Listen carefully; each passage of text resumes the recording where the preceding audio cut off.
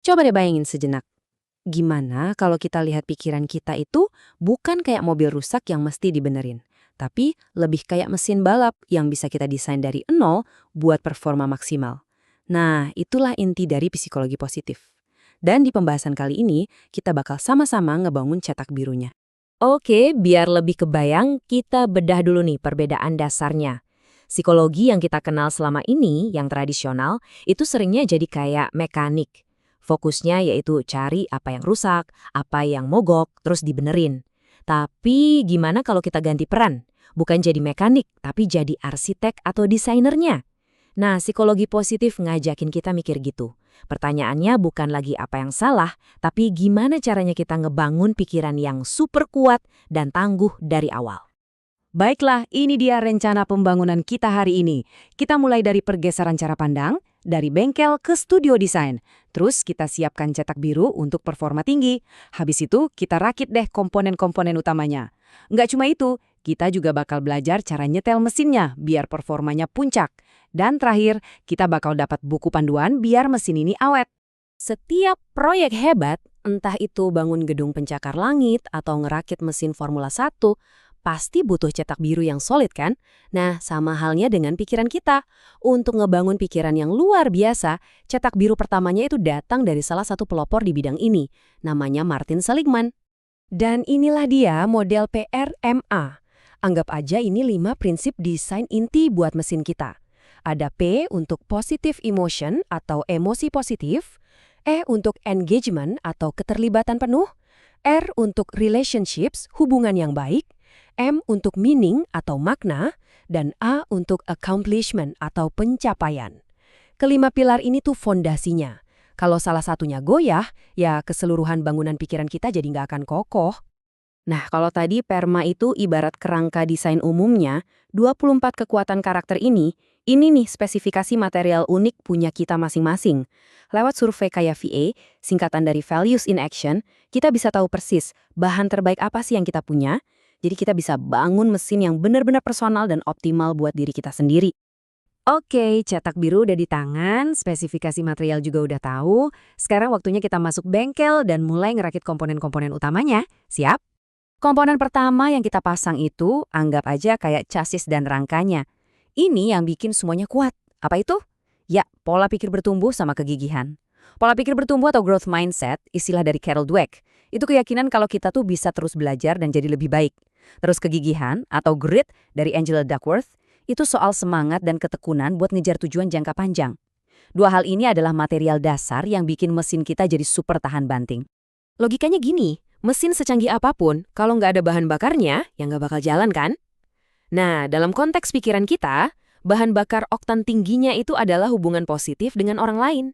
Inilah yang ngasih kita energi, yang jadi sistem transmisi buat ngalirin kekuatan kita biar bisa terus maju. Terus, mau mesin kita punya tenaga tambahan, kayak ada superchargernya gitu. Nah, disinilah teorinya Barbara Fredrickson, namanya Broaden and Build, masuk. Gampangnya, emosi positif itu bukan cuma bikin kita senang sesaat, tapi fungsinya itu beneran kayak supercharger. Dia memperluas cara pikir kita, dan seiring waktu ngebangun cadangan ketahanan psikologis. Jadi pas ketemu jalan terjal, kita udah siap.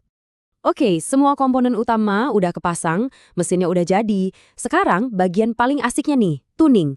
Kita bakal kalibrasi mesin ini biar bisa mencapai efisiensi dan output yang paling optimal. Yep, kita ngomongin soal performa puncak. Anda pernah nggak sih lagi ngerjain sesuatu, saking asiknya, tahu-tahu udah berjam-jam lewat. Lupa makan, lupa minum, bener-bener larut. Nah, kondisi itulah yang disebut flow oleh Mihaly Csikszentmihalyi. Ini adalah sweet spot, di mana tingkat kesulitan sebuah tugas itu pas banget sama kemampuan kita. Dan di momen inilah mesin kita bekerja di putaran paling efisien, paling mulus, paling bertenaga. Coba perhatikan matriks ini. Ini kayak layar kalibrasi mesin kita. Lihat deh, saat kita mengerjakan sesuatu yang punya makna tinggi buat kita, dan kita juga bisa melakukannya dengan kinerja tinggi, disitulah kita masuk ke kuadran berkembang atau flourishing. Di titik ini, mesin kita tuh bukan cuma jalan, tapi benar-benar terbang. Nah, kalau flow-nya Csikszentmihalyi itu kadang terjadi gitu aja tanpa direncanain, pemikiran dari Michael Hall lewat neurosemantiknya itu seolah-olah ngasih kita tombol manualnya. Jadi kita punya cara buat secara sadar, secara sengaja masuk ke kondisi jenius pribadi atau kondisi puncak kita. Keren kan? Terus biar lengkap, ada teori harapan dari Snyder, ini ngasih kita 2 spesifikasi terakhir. Pertama, agency atau kemauan keras. Kedua, pathways, yaitu kita tahu gimana cara atau jalan buat mencapainya. Jadi nggak cukup cuma punya mesin yang kencang, kita juga butuh peta dan keyakinan buat sampai ke tujuan. Ngebangun mesinnya udah, nyetelnya juga udah.